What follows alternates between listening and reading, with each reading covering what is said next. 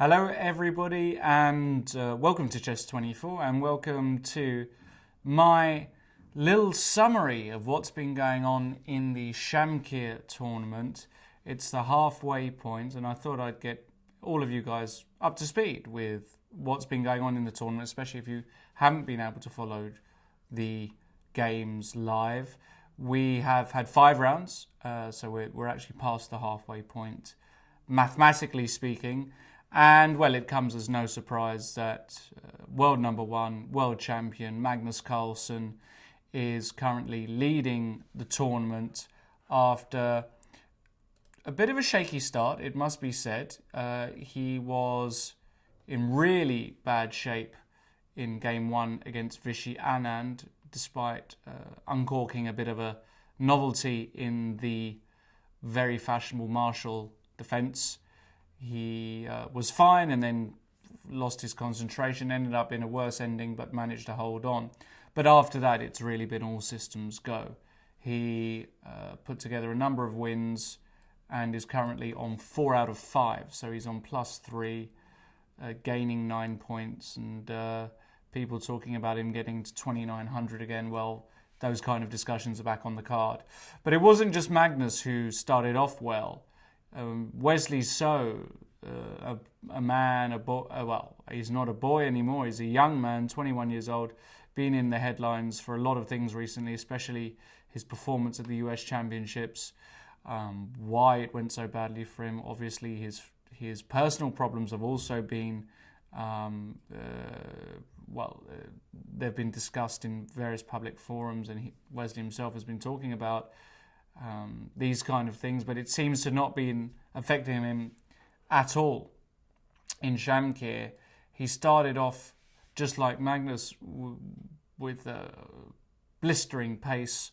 He put together a number of very important wins. He beat Anish and he beat Mamedov and Mickey Adams. But he did suffer a loss in round 5 to a very in-form Vachier-Lagrave. Vichy currently in 3rd place on a solid +1 score. His only victory coming against the aforementioned. So after that, well, we have a bunch of guys on 50%. Vladimir Kramnik, Mamedyarov. Mamedyarov actually beat Kramnik in round 5. Today's the rest day, by the way, if anybody's wondering why we're doing this today. So Mamedyarov and Kramnik on 2.5 out of 5. Giri, Vachier-Lagrave and Carlsen all on -1, as is Mamedov, who's having a solid tournament, gaining points despite being on -1. And it's Mickey Adams who's propping up the table, really not really showing much at all at the moment. Mickey, a couple of losses and 3 draws. He'll be looking to improve in the second half. But I thought, well, why don't we have a look at some of the key moments of those of the first half and some games that caught my eye. Well, in round 1, I mentioned that it was Wesley who really got off to a flying start. And here, after 25 moves against Anish Giri, we had this position with Anish to play as black. And, well, I mean, we just have to look at the position for a couple of seconds to realise that Black's king is in a whole world of pain on g8. It can't really ever get safe because this bishop is pinning the knight. It's never safe if it goes to h8. And, well, Anish went down very quickly here. Rook b8 was played. Rook e1 attacking the knight. Rook b6, this was the idea of rook b8. But now just the simple knight a4, rook d6 is the only move, but knight takes c5. Another piece joins the attack, and despite knight g4 trying to mix things up, queen e4 and knight takes f2, it just doesn't work. King takes f2, rook d2 check, king g3, very accurate, and rook takes f3, g takes f3. Tried everything, but basically the position's completely gone. Wesley went on to win, so got off to a great start. In round 2, it was the Magnus Carlsen show. Playing against Mamedyarov, and this was really typical Carlsen. He played a an opening which didn't look to gain decisive advantage or pressurise black in any way. Just wanted to get a position. This is the position after 10 moves. And it's amazing here, Shaq went very wrong. He played the move knight e4. He commented after the game, as did Carlsen, that this is actually a very bad move. He should try something else or a whole load of different moves he can try here. Clearly, black can't be that much worse. We've got symmetrical pawn structure. White is barely ahead in development, so black is absolutely fine. But knight e4 was too ambitious by Shaq. And after knight takes e4, d takes e4, knight d2, white was attacking this pawn on e4, bishop b7, and now bishop a3, putting the bishop on a very nice diagonal there, hitting the e7 pawn, f5, rook c1. This is another very good move by Carlsen, just improving his pieces. Doesn't look like he's doing much, but it's amazing how in just a few moves we see how this all works. King h8, knight c4, activating the knight now, knight d7, well, what else? You've got to develop some pieces, and now d5. This is really a great move by Carlsen. This move with the idea of breaking open the position, and we see after rook c8, d6, he did that. You can't take on d6, so you have to go e6. Now you leave a huge pawn in the camp, and another great move, b4. Just opening the position up, a5, another fantastic move, and queen a4. He played so good around here, queen b4.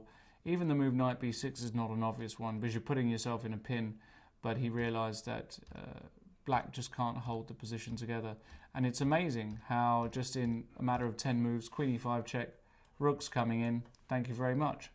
So Magnus starts to get into gear in round 2. In round 3, a crucial round.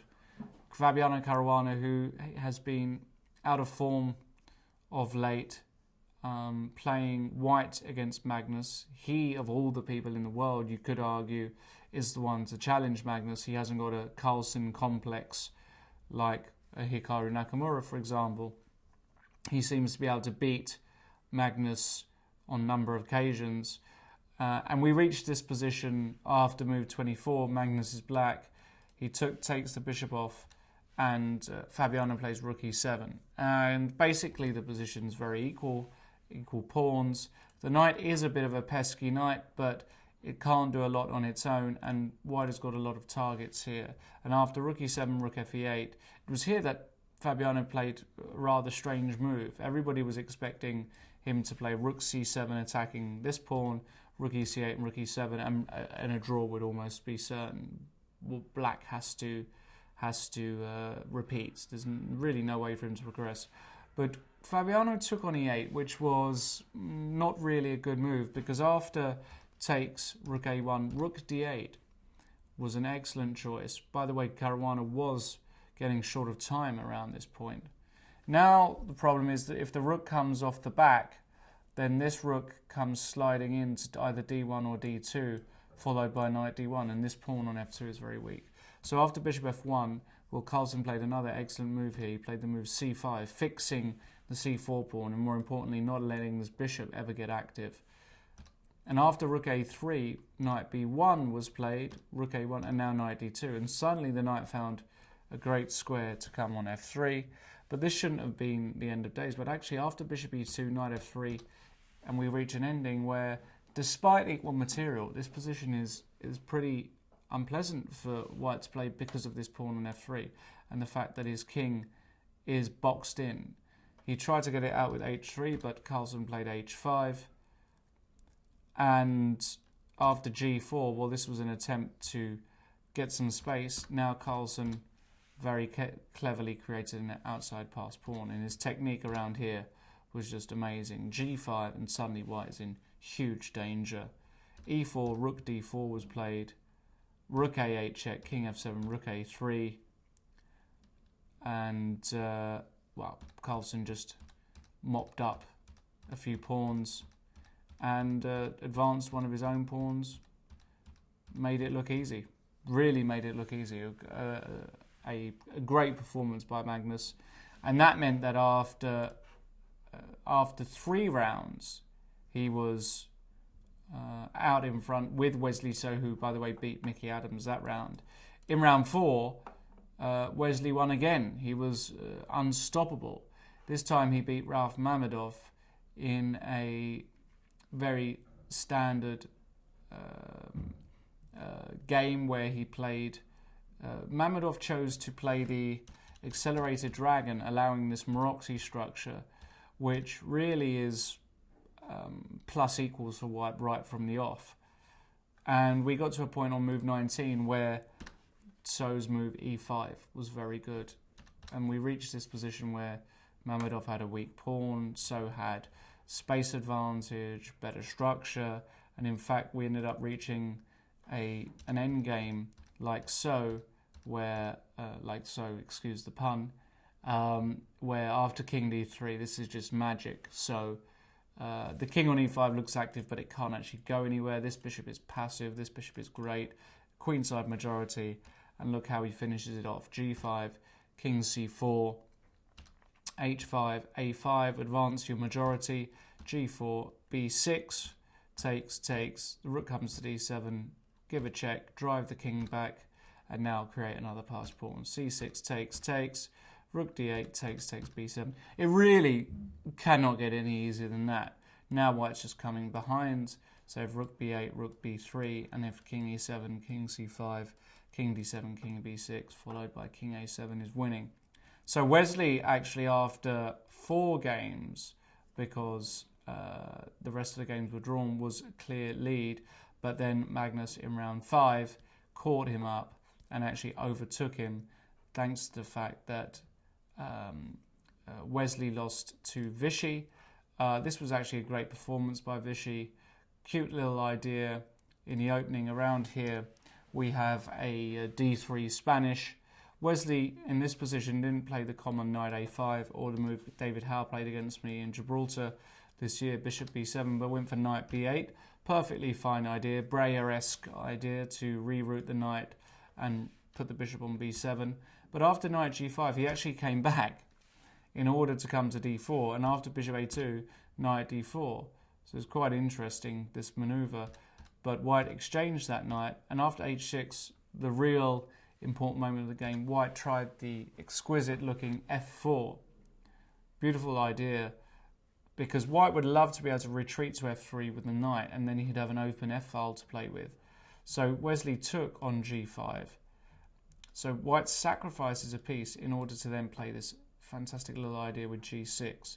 And white wins back on f7 by force. And, well, white gets a huge attack. The queen always comes out.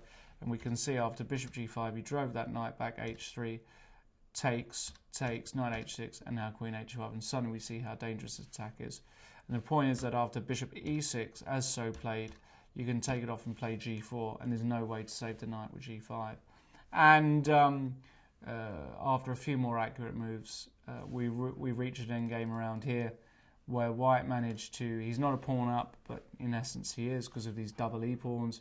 He got this past g-pawn, and always the threat of queen f7 check, and all he needed to do was find a way. Black is in complete zugzwang here. Vichy did great to fix the pawns on the queen side with the move b4, and all he needs to do is find a way to break in, and he did so via c3. You break in with the king, and after a few little moves, you take this guy, bring the and d4, and that's a beautiful. And Wesley actually resigned here. It's because he's in zugzwang. The queen needs to patrol f7 at all times, and white can advance another pawn, and it's just completely finished. In the same round, Carlsen played another unbelievable game against Maxime Vachier-Lagrave. It was an unorthodox opening. The Reti with g3, b5, bishop g2, bishop b7, and now knight a3. Been played before, but a specialty of the Lithuanian grandmaster Negsans. Knight a3, you put the knight on the rim, but the idea is you want to provoke the move b4 so that the knight finds a cute little square on c4 where it can jump to a5 and e5, and it's just very useful. So black plays a6 and you provoke it anyway with c4, as Carlsen did.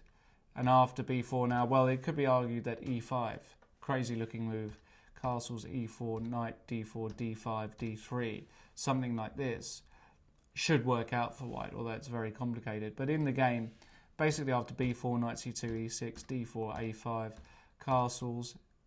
Carlsen played d5. Very nice move, very thematic. Point is, if you take on d5, you just go knight to d4. This bishop is now pinned, and the knight gets a great square on f5. And after knight a6, he came to d4 anyway. And actually, in this position after rook e1, this has all been seen before. Nexans Kulauts from 2014 Grandmaster game.